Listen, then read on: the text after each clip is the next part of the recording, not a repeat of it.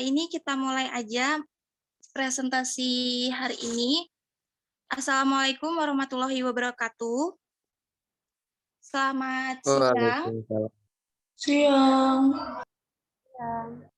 Kami dari kelompok 2 ingin mempresentasikan teori belajar yang beranggotakan Henry Prayoga, Laismaidawati Simanjutak, dan Aurelin.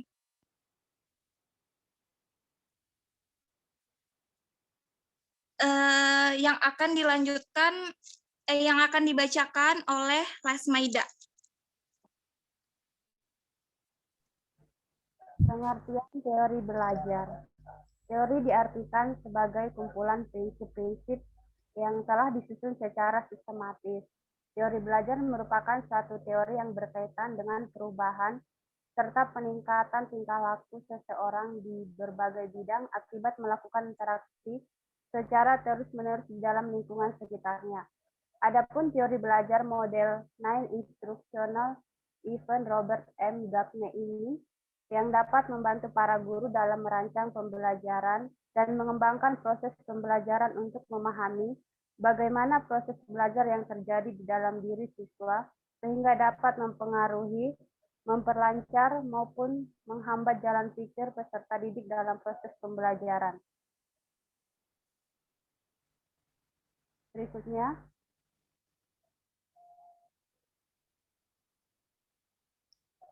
adapun jenis-jenis teori, yaitu 1. Teori belajar behavioristik atau perubahan tingkah laku. Jenis teori ini menekankan perubahan dalam perilaku sebagai hasil proses belajar. Yang kedua, teori belajar kognitif atau proses berpikir. Teori kognitif adalah teori yang lebih mementingkan proses belajar daripada hasil belajarnya. Teori ini mengatakan bahwa belajar tidak sekedar melibatkan hubungan antara stimulasi dan respon, melainkan tingkah laku seseorang ditentukan oleh preferensi dan pemahamannya tentang situasi yang berhubungan dengan tujuan belajarnya. Yang ketiga, teori belajar humanistik.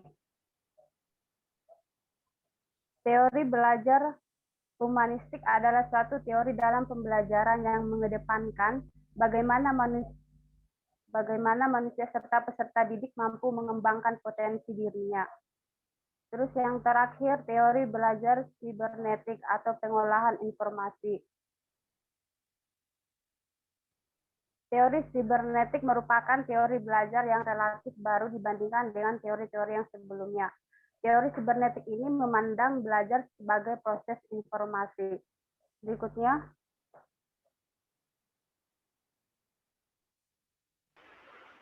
Ciri-ciri belajar. 1. Change behavior. 2. Perubahan perilaku bersifat potensial. Yang ketiga, perubahan tingkah laku ini dapat terjadi karena hasil dari pengalaman yang pernah dialami seseorang. Terus yang keempat, karena adanya suatu dorongan atau semangat dalam mengubah tingkah laku.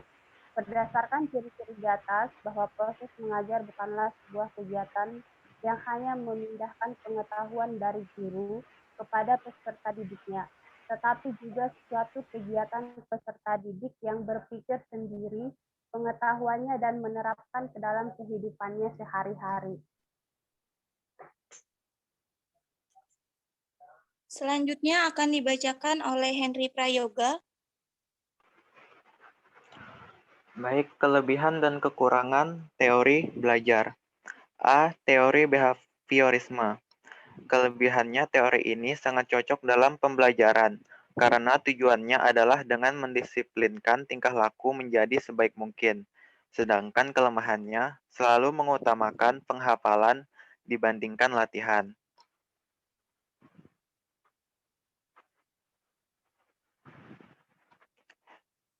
B. Teori kognitif.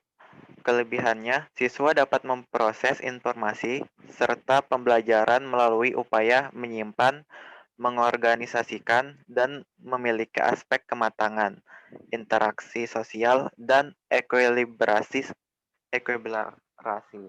Sedangkan kelemahannya, lebih mengutamakan proses belajar daripada hasil belajar. C. Teori konstruktif. Kelebihannya, semua siswa bisa mengingat pelajaran yang sudah diajarkan karena mengikuti proses belajar secara langsung dan aktif, dan pengetahuan yang sedang diterima oleh siswa akan mudah diterapkan dalam kehidupannya. Sedangkan kelemahan teori ini lebih susah dimengerti dan tugas guru menjadi tidak maksimal karena siswa diberi kebebasan lebih banyak.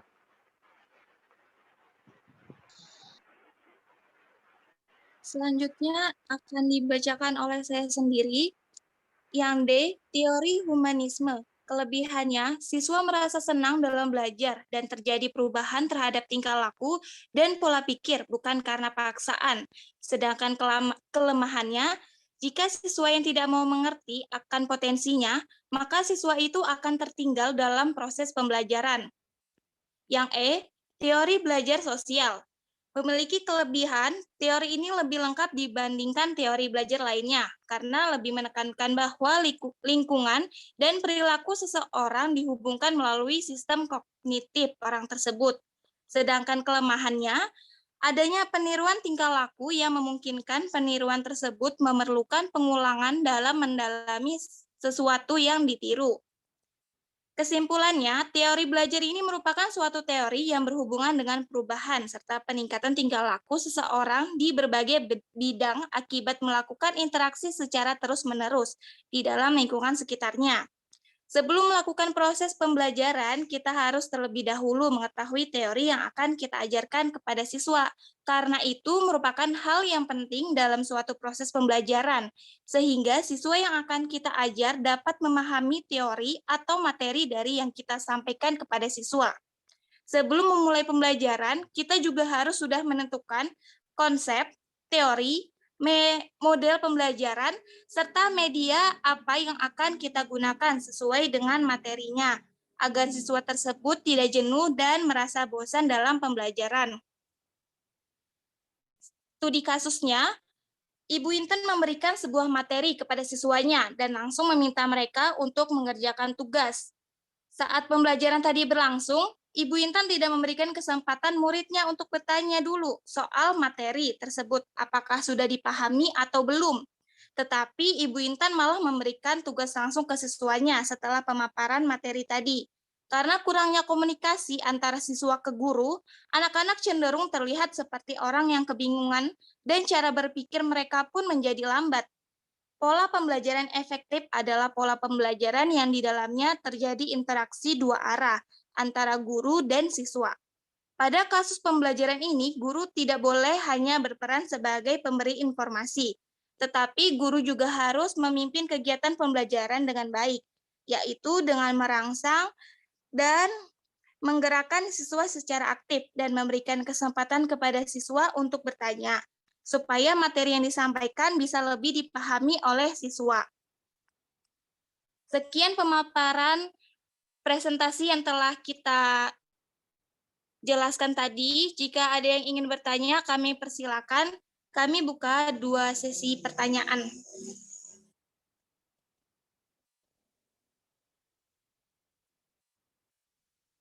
Apakah ada yang ingin bertanya?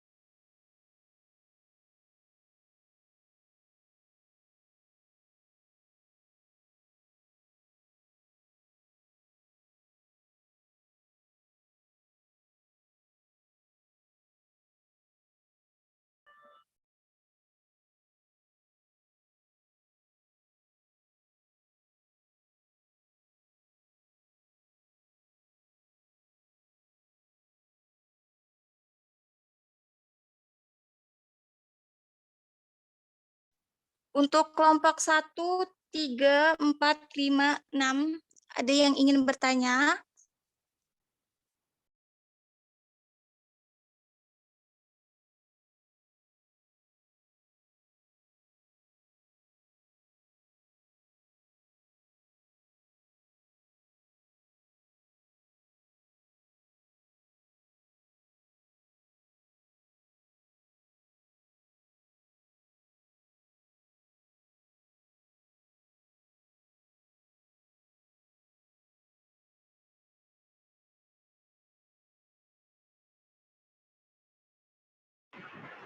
Dari kelompok lain, apakah ada yang ingin dipertanyakan?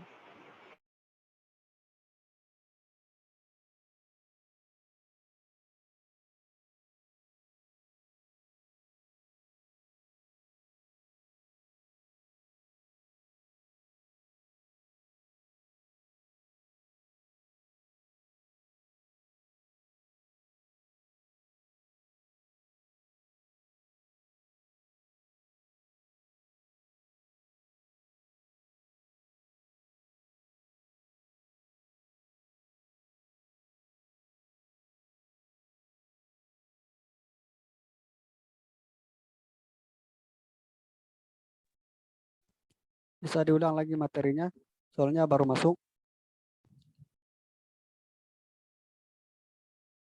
Oke, sebentar ya.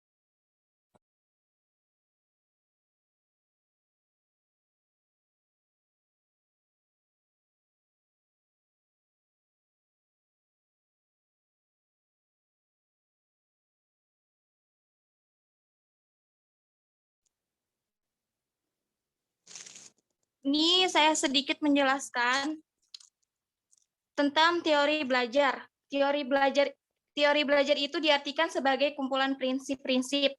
Jadi kumpulan prinsip-prinsip yang telah disusun secara sistematis. Teori belajar itu merupakan suatu teori yang berkaitan dengan perubahan serta peningkatan tingkah laku seseorang. Jenis-jenis teori belajar itu dia ada 4. Teori belajar behavioristik, kognitif, humanistik, dan sibernetik. Untuk ciri-ciri belajarnya, yang pertama ada change behavior. Ada perubahan perilaku bersifat potensial, ada perubahan tingkah laku yang dapat terjadi karena dari hasil pengalaman seseorang, ada juga karena adanya suatu dorongan atau semangat dalam mengubah tingkah laku. Terus untuk kelebihan dan kekurangan dalam teori behaviorisme itu, kelebihannya teori ini lebih cocok dalam pembelajaran karena tujuannya itu untuk mendisiplinkan tingkah laku seseorang menjadi sebaik mungkin. Untuk kelemahannya dia lebih mengutamakan penghafalan dibandingkan latihan. Untuk yang kognitif ini siswa dia itu memproses informasi. Maksudnya dia belajar dari informasi-informasi yang dia dapat gitu. Untuk kelemahannya, dia lebih mengutamakan proses belajar daripada hasil. Terus untuk teori konstruktif, kelebihannya siswa ini lebih mengingat pelajaran yang sudah diajarkan karena mengikuti proses belajar secara langsung dan aktif. Sedangkan kelemahannya lebih susah dimengerti dan tugas guru menjadi tidak maksimal karena siswa diberi kebebasan lebih banyak.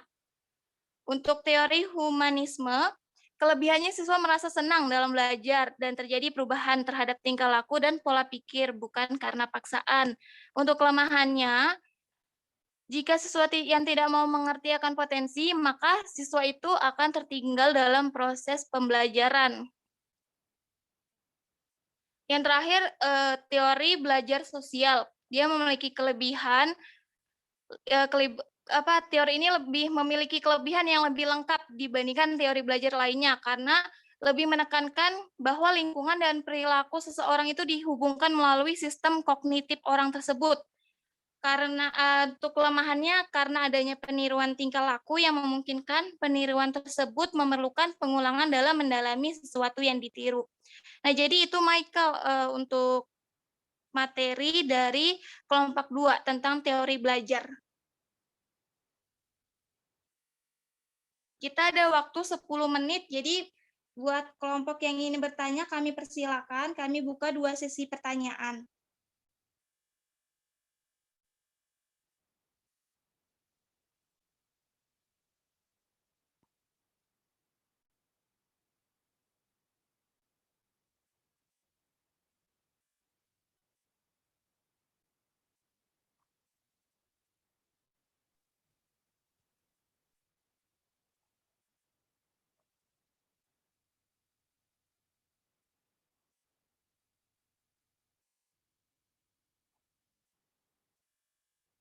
Kami tunggu dalam 5 menit. Jika tidak ada yang bertanya, kami akhiri presentasi hari ini.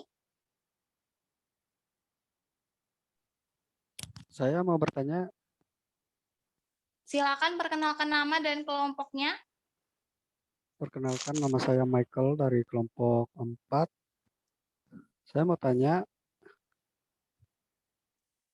Ya, apa saja aplikasi yang digunakan dalam teori kognitif itu?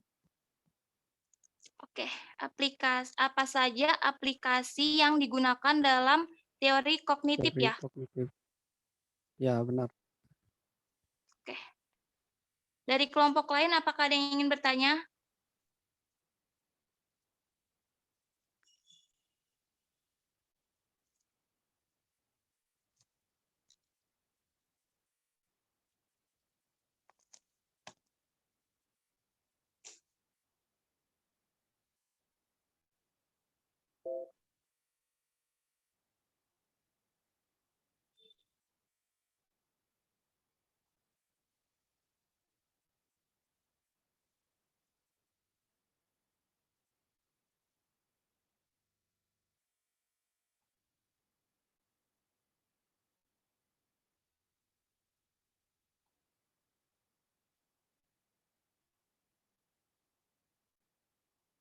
Gimana kelompok lain? Kelompok 1, 3, kelompok Noi, kelompok Vincent, Reva.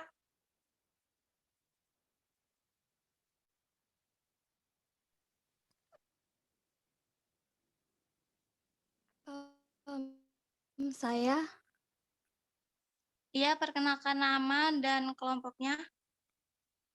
apa suara saya terdengar? Kedengaran. Oke. Perkenalkan, nama saya Agresia, saya dari kelompok 12. Menurut kelompok kalian, bagaimana teori apa yang cocok untuk kelas-kelas rendah, seperti kelas 1 atau kelas 2? Itu aja sih. Oke, jadi pertanyaannya teori apa aja yang cocok untuk kelas rendah seperti kelas 1 ya? Ya, kelas 1, kelas 2, kelas 3, kelas rendah saja. Oke. Beri kami waktu untuk menjawab pertanyaannya ya.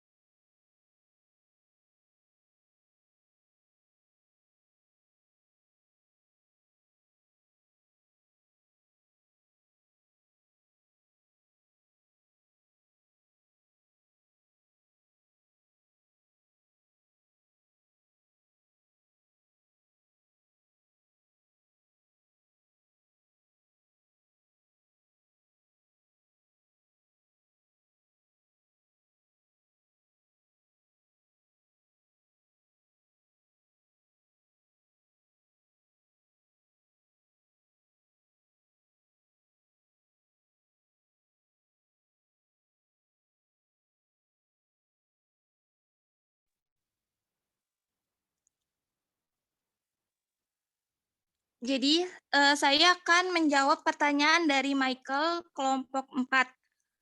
Pertanyaan tadi kan, apa saja aplikasi yang digunakan dalam teori kognitif? Teori kognitif itu kan, dia dapat siswa ini dapat memproses informasi pembelajaran dari upaya penyimpanan atau organisasi gitu. Jadi, siswa ini bisa mendapatkan informasi seperti, mengikuti webinar gitu. Jadi bisa, mendapatkan informasi itu aplikasi yang digunakan seperti Zoom sama Google Meet. Itu kan kayak ada webinar atau, pembelajaran lain-lainnya tuh. Mereka bisa menggunakan aplikasi seperti Zoom atau Google Meet.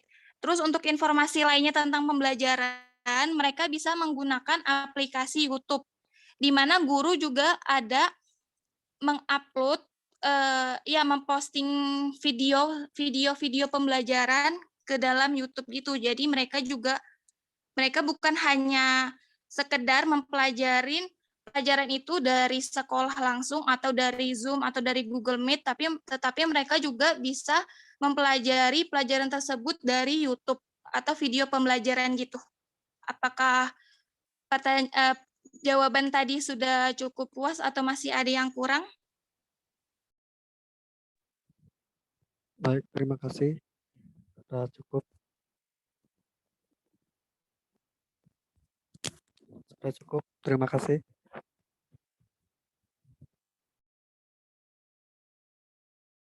Oke, baik.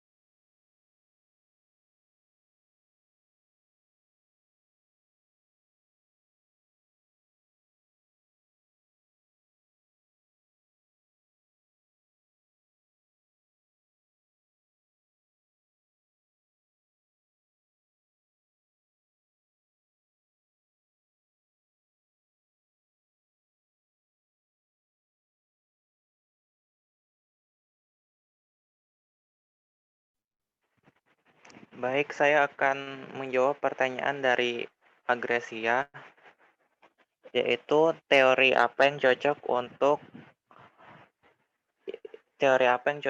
yang digunakan untuk di kelas rendah. Teori yang cocok digunakan yaitu adalah teori kognitif.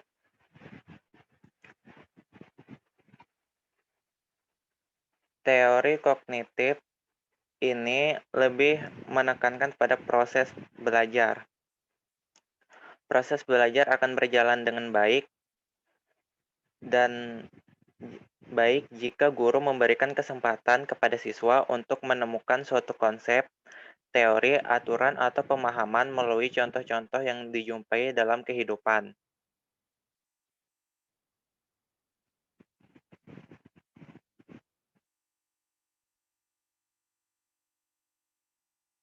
Jadi, teori ini lebih mengedepankan kebebasan siswa dalam melakukan eksperimen terhadap objek fisik yang ditunjang oleh interaksi dengan teman sebaya yang dibantu oleh guru.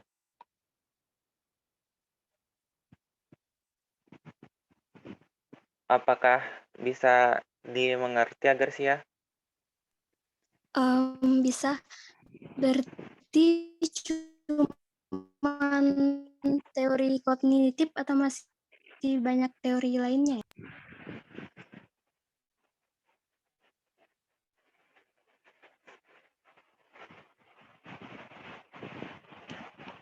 Selain teori kognitif,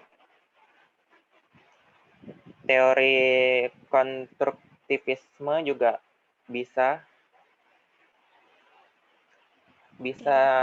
masuk pada kelas rendah karena teori ini menyatakan siswa harus menemukan sendiri pengetahuannya. Jadi guru tidak hanya sekedar memberi pengetahuan, jadi siswa lebih aktif. Iya.